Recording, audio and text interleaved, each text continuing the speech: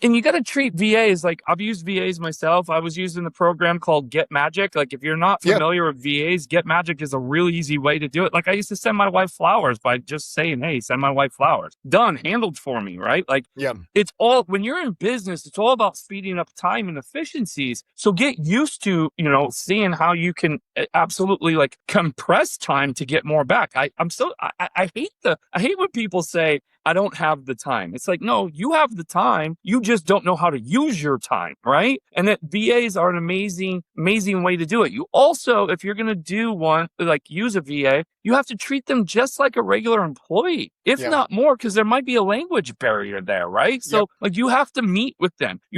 And they are the most loyal, amazing employees, right? Like, Yep. they just want to serve, but you have to give them direction. You have to treat them just like an internal employee.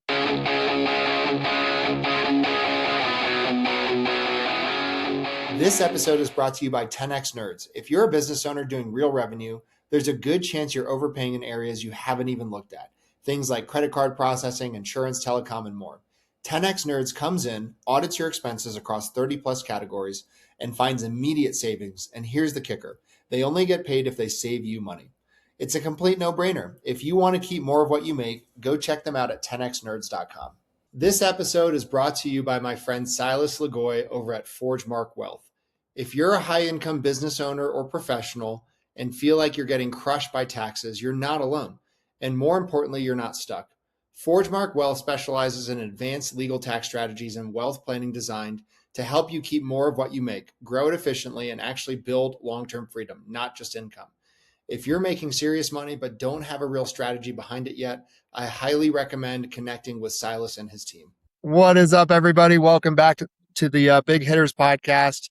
I'm on with Chuck. Chuck, say your name for me so I don't butcher it, please. Chuck Staszkiewicz. Staszkiewicz. I would have Yeah. totally butchered that. And Chuck is an OG in the blue collar space. He has a group called the Opus and Golds Group, and they are a boutique consulting firm. Chuck is a great dude. I already love the vibe and the energy coming in. So Chuck, tell us your story, man. Obviously, I'm assuming your consulting group came out of your experience in the trades. Yeah, I'll give you the Cliff Note version. You want to hear more? Come, follow along. I put a lot of content out there. One of my core purposes now is to help at least one business owner get unstuck and move in a different direction every single day. So I started in the trades 25 years ago, primarily plumbing out of Bergen County, New Jersey. I learned all facets of it, worked for some big companies back there, picked up and moved across the country to Salt Lake City, started worked for somebody for a few years, and then decided to go out on my own, started my own company in 2011. I grew it from my garage, zero capital. I bought a $2,000 van off of Craigslist. And I grew that company to 130 employees, $22 million in revenue in 12 years and sold to PE.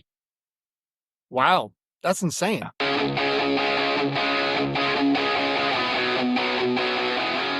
This episode is brought to you by Corberry Digital. If you own an HVAC, plumbing, electrical, roofing, or home service business and you're tired of wondering where your next lead is coming from, you need to check out Corberry Digital. Corberry specializes exclusively in helping home service companies dominate their local markets through SEO, Google Ads, local service ads, websites, content marketing, and lead generation systems that actually produce a measurable ROI. Their team doesn't just focus on clicks and impressions. They help contractors lower customer acquisition costs, increase qualified leads, and build a marketing engine that scales. What I like about Corberry is they understand the blue collar space. They aren't trying to be everything to everyone. Their entire focus is helping trades businesses win in their backyard and generate more profitable jobs. If you're looking to grow your business, improve your online visibility, and build a marketing system that works, visit Corberry.com and schedule a strategy session with their team. That's Corberry.com. Tell them you heard about them on the podcast. What's up, everybody? This podcast is sponsored by Grimes Financial Advisors. You've spent time and energy building a successful business, but here's the question. Do you have a real retirement plan or just a pile of investments? Our friends at Grimes Financial Advisors specialize in helping business owners and families create a clear roadmap for retirement through their proprietary retirement blueprint.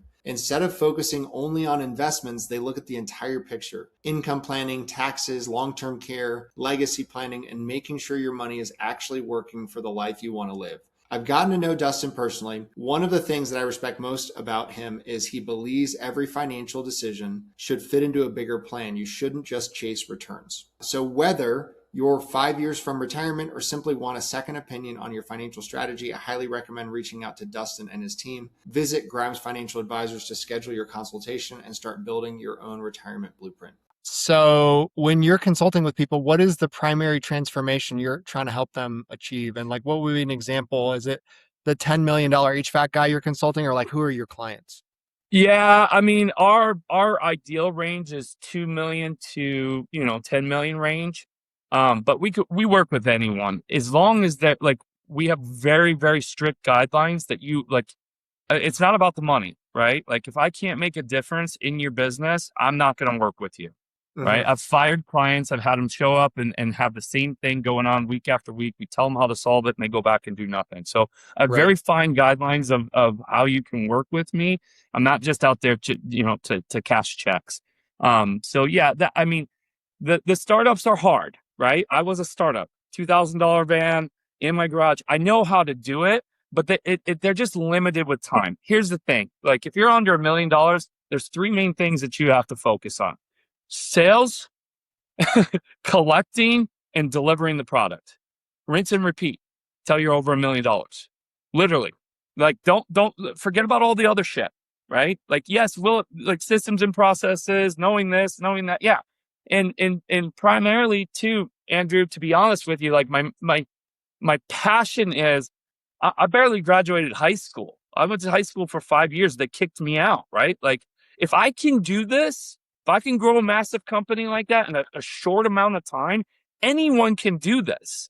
It's just about how to focus in. And look, most trades guys out there are not business people. They're just really good at what they do. So if you're under $1 million, just be really good at what you do, deliver, and then, okay, let's start to think bigger picture, right? But get past that first mark so you can get a couple employees underneath you. And then let's go. Like, you can go to the races very fast. I did it in 12 years. I know guys that did the same revenue as me in 4.5 years. So like, again, and same situation. If they can do it, anyone can do this. Yeah. That's so interesting to me. I mean, like, I see all shapes and sizes on the podcast, right? And you kind of have those conversations with those guys. And I'm like, man, I don't know if this guy's going to get out of his own way. And then you have the ones that like grew and scaled to like 15 million in 2 years. I'm like, holy crap. Like, what is this? So I'm curious, like, what are you seeing, trends with your clients, trends with the way the industry is going? I mean, I think the blue collar space is probably one of the best places to be right now. Yeah. So yeah. Yeah, I can tell you this. Like, let me start here. Everybody asks if I was so successful and I had that much, success, why did I sell? Right? Like, that's always the first question. Because I wanted to take some chips off the table. That's number one. I'm first generational wealth. Again, started with a $2,000 van. So de-risk myself a little bit. There's a way longer story that follow along with me, and you'll hear that story eventually of where it led to. Yeah. But I also, like, I knew that was the time to do it. And it's like, if I want to go do it again, I'll just go do it again. Right. Like, I'm not afraid of that. I was 45 years old and I always had a goal in my mind that I was going to be retired at 45. But to that is like, I also know that my passion and my purpose is to help other people. Right. Like, that's really what one of my core values. And like, I know I have much more to give than just the 130 employees that I was giving to. And believe it or not, Andrew, 44 of them went on and opened their own company. That's cool. That's cool. Yeah. I mean, like, it's one of my proudest moments, and it's a testament to my leadership style. Was that before or after PE bought them? And did they just like all of a sudden, was it PE, like, yeah, they would have stayed with me forever. But the trends and patterns that I am seeing are, number one, the technology, right? Like, and I don't need to go into that. Everybody's talking about AI and all that stuff. Like, look, you got to learn it. It's just like It's just like when people 15 years ago were on paper invoices and now they're all CRM and digital, right? Like if you don't learn it, you're going to get left in the dust. So that's the only thing I really want to point out there. The other thing is the trends that I'm seeing is like there's big groups of privately owned companies that are coming together and they're saying no PE, you're not like we're privately owned, and they're coming together. Like this is an amazing time where like owners, when I was coming up and growing my company, we didn't share trade secrets as much. We were bumping Yep. heads. Yep. But now these guys have figured out PE's the enemy, and if we stick together, we can go further faster. So I know a group that's starting like together so they can get better buying power, so they can go up against these bigger firms. They're trading, strategies and secrets, and like, man, it's just an amazing time to be in the trades.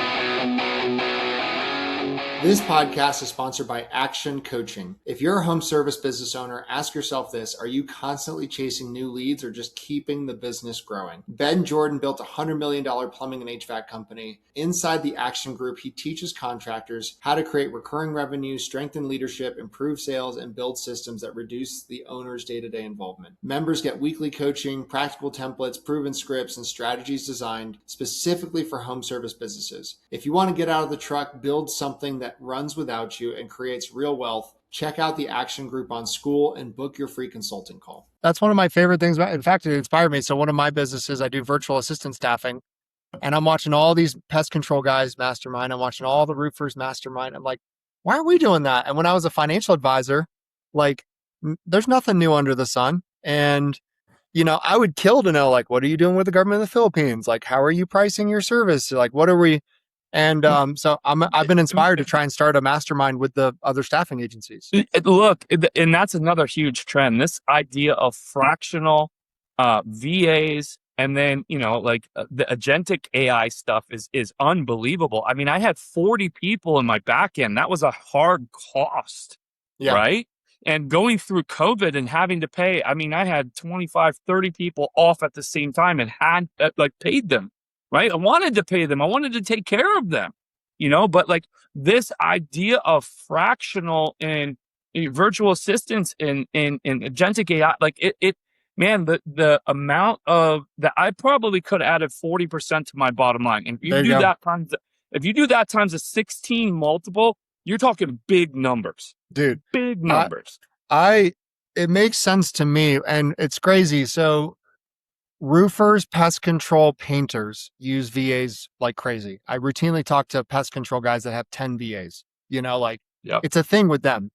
Plumbing, HVAC, electrical, not as much. And then any of the ancillary stuff like landscaping, sometimes, foundation repair. The construction guys are like way slow on the uptake. I'm like, dude, you can get an amazing estimator for, a fraction of the cost. So, and it makes total sense to me because they all, go ahead. Yeah, I was going to say it's because they don't know how to implement it. Right. And they don't want to take the time. There's nobody else out there instructing them how to implement it and how to make it work. Right. Yeah, totally. Yeah. The onboarding and what's next. But once they do it, it's like I should have done this years ago, Yeah. Yeah. And you got to treat VAs like I've used VAs myself. I was using the program called Get Magic. Like if you're not familiar with VAs, Get Magic is a really easy way to do it. Like I used to send my wife flowers by just saying, hey, send my wife flowers.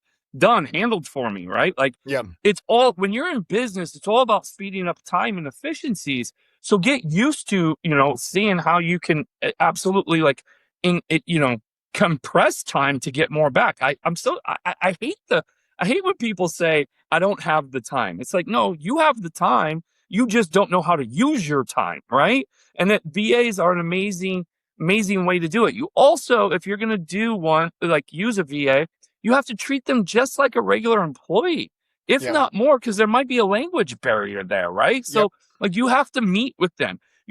And they are the most loyal, amazing employees, right? Like they just want to serve. But you have to give them direction. You have to treat them just like an internal employee. Yeah. Amen. 2 more questions for you. Sure. 1, skilled labor. That's always the biggest pain point for these guys? And I've heard it all. I mean, there was a guy in New Hampshire I interviewed. He was shipping people in from freaking Honduras, to Yeah. help them with construction. But like finding the guy that can swing the hammer and maintaining them. What are your thoughts on it? Yeah, look, I was in a very aggressive market, right? And licensed trades. Not every like it takes a long time to become a plumber. It takes a long time to become an HVAC technician, right? But Hmm. like the guys that I see are, like if it's licensed trades where everybody has to hold a license in there, right? Like you have to build an amazing process to get guys into or guys or gals into the system and move them up, right? Like, so I can go on and on about this topic because I was a master at recruiting and hiring. Um, but essentially, like, you have to, get one or two good ones and then get a couple ones that are green and bring them up, right? And then as Yep. you grow, that's for the real small guys. But as you grow, like I know a guy down in Florida that's built um apprentice program, and he got a grant from the state. Like he gets it funded through there, and he's got a workshop built out in his warehouse, and he's bringing guys in, and they're training constantly. So like, if you can't find them, grow them. Number Yep. one. Number two is constantly be recruiting. Like the guy at Starbucks that passes you the fucking drink from the window. If he's got a good personality, ask him if he likes to swing a hammer, right? Like, I mean, look. Thank you to all the hype and everybody saying, don't go to college, go to the trades. It's going to get easier and easier, right? Like I literally, like I had to spend 40% of my day recruiting, right? I had 5 guys leave all in one time. 3 of them were managers. Within 2 weeks, I had them all replaced. Why? Because I spent the time to have that system and process. And then it's about onboarding and putting, giving you talk about your client journey. You also have to have an employee journey. Like, what does it look when they show up first day? Like, do you believe in their goals, and are you helping them get to their goals as much as they're helping the business get to its goal? Like, you Yeah. do that, you will find the most amazing people out there. I hate when people say there's no good talent out there. How many people are on the planet today? And you're going to tell me that there isn't any good talent out there? No, Right. you just suck at finding them and learning how to grow them. When you put efforts like that, and that's just a fraction of what we were doing. Our employee journey, like we had amazing things set up for our employees. And yeah, 44 of them went out and started their own business, but they tell me all the time, still call me, ask me for advice. They say, Chuck, we would have never left. We would have never left you. You treated us so good. Why would we? Right. So Yeah. like, think about that. Like, I used to say, okay, if I'm giving back to my employees $50,000 a year, that's a lot of money, right?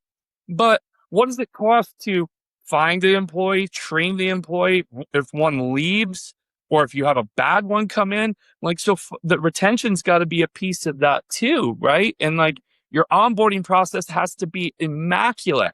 Like, I don't care if a plumber was in the game for 30 years. When he walked through my door, it was training mode. And Right. our onboarding process was like, look, I know you've been a plumber for 30 years, but you've never done it the all hours way. And we walked him through hand in hand so he could be successful and know that we had his back, and he was shooting, like we were shooting for his goals as much as he was for ours. And like, that's what made it successful. And you have a lot of these trades guys that have experience, they jump from company to company to company.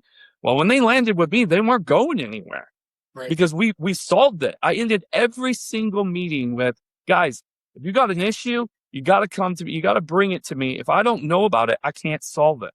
And then, you can go down the rabbit hole of like, ICE and picking these legals up and all this and that. Like, I have a client down in Florida, and it's really done a massive damper to his business. Well, let's face it. Like, we can't control that. What can we control? You may have to build a program where you start teaching, people legally that are legally in the country how to do what those guys were doing. Yeah. Yeah. Chuck, where can people go to learn more about your business and what you're up to? Yeah, real simple. Find me on Facebook. You'll have a hard time spelling my last name, but it's the only one out there.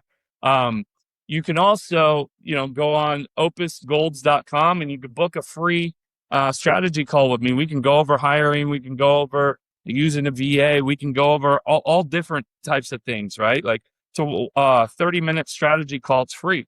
I also do have a podcast that's coming out. We're currently editing and putting out. It's called the Home Service Roundtable. It's a 3-host podcast, so you get a different perspective. One of my hosts is a forensic accountant, so we get the numbers perspective behind it. And then the other host is currently doing roofing and exteriors. He's at like $32 million a year roofing exteriors. His only source of marketing is door knocking. And he's crushing it in California, in San Diego, actually, which is a rough market. So it's a really great podcast. So that's a couple ways you can follow along. All the socials, all that fun stuff. I'm there too. I love it. Well, Chuck, thank you so much for coming on the podcast. Don't go anywhere because I want to keep talking, but thanks so much for coming on the show. Yeah, thanks, Andrew. I appreciate it.